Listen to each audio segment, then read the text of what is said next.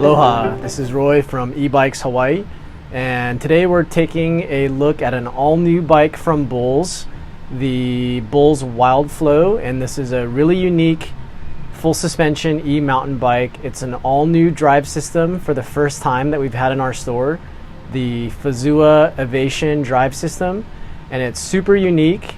This bike weighs in at just about 40 pounds, which is pretty crazy for a full suspension e-mountain bike.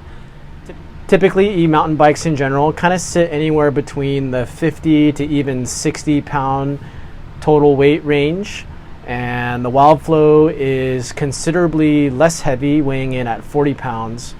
And so this is all thanks to the Fazua drive system, which we've been really excited about, and it's our first hands-on experience with it. I was basically splitting my time between riding a traditional e-mountain bike around 50-55 pounds, and I also had a acoustic non-electric mountain bike that I would use more for exercise whenever I wanted that really light kind of analog experience.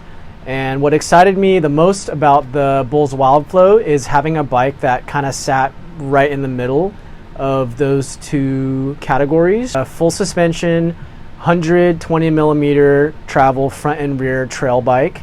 It's a 29er platform, and I really like the spec on this bike. It uses all Shimano XT components for the driveline, and the brakes are done by Magura. They're MT5s, I believe. The cranks are carbon, which is really cool too, so it came with carbon cranks. And the suspension is done by Fox front and rear. I am considering possibly extending the travel on the front to maybe 140 to make it a little bit more of an all-mountain bike. It's really light, it's really nimble, and for its intended purpose out of the box, it does a great job. The frame is also carbon, which is really cool. It helps with the lightweight. And on the trail, it's pretty amazing how it feels. I'd say, honestly, it feels closer to a regular mountain bike than it does a traditional e-mountain bike. Especially when I'm starting to gain some speed and getting into the flow of the turns and all that. It just feels really light and very pleasant underneath me. You don't feel like you have a big bulky bike underneath you. Now let's move on to the Fazua. This is the Fazua Ovation drive system. I'm a huge fan of this drive system. I have ridden Bosch and Yamaha and Bros for many years, and I was really excited to try something completely new. The way this system is integrated into the bike, the way that it functions and kind of works with your pedaling is very different than the other systems.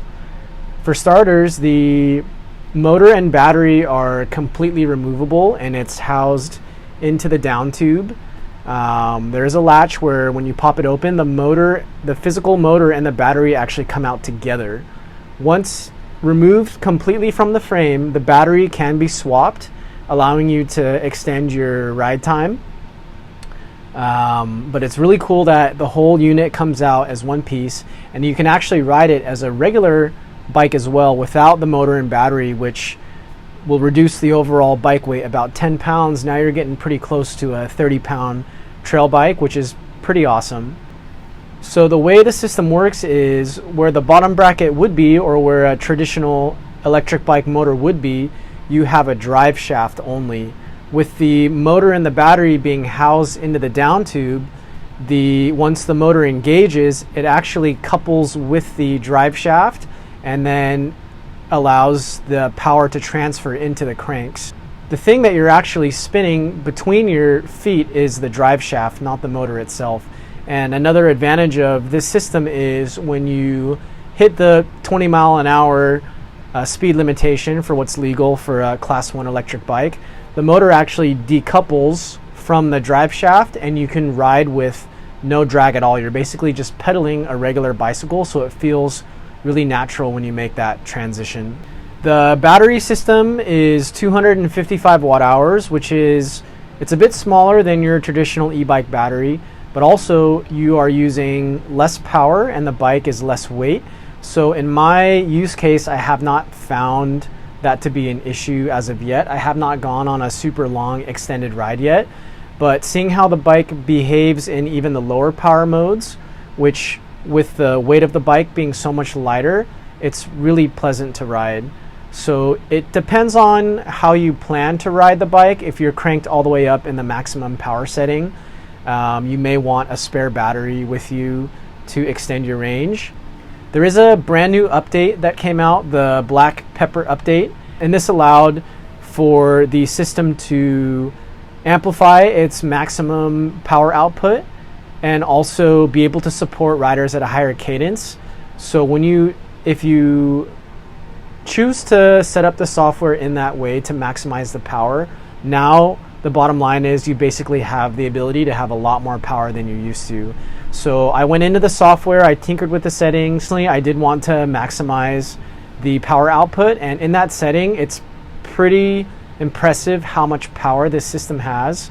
It's not the same as turbo mode on a Bosch Gen 4 CX system, but I gotta say it has plenty power. Even going up the steepest hills, going all the way up Wilhelmina Rise from the bottom straight to the top was not an issue. So kudos to Fazua for pushing out that update and making it really easy for users to update their bikes, and it basically completely transformed the bike and the drive system. So in summary, who's the Wildflow for? It's kind of an e-bike for people that don't like electric bikes. It's surprisingly light and nimble, and it really gives you the best of both worlds. Super unique. It's definitely different than anything that we've had in the shop before. Thanks for watching.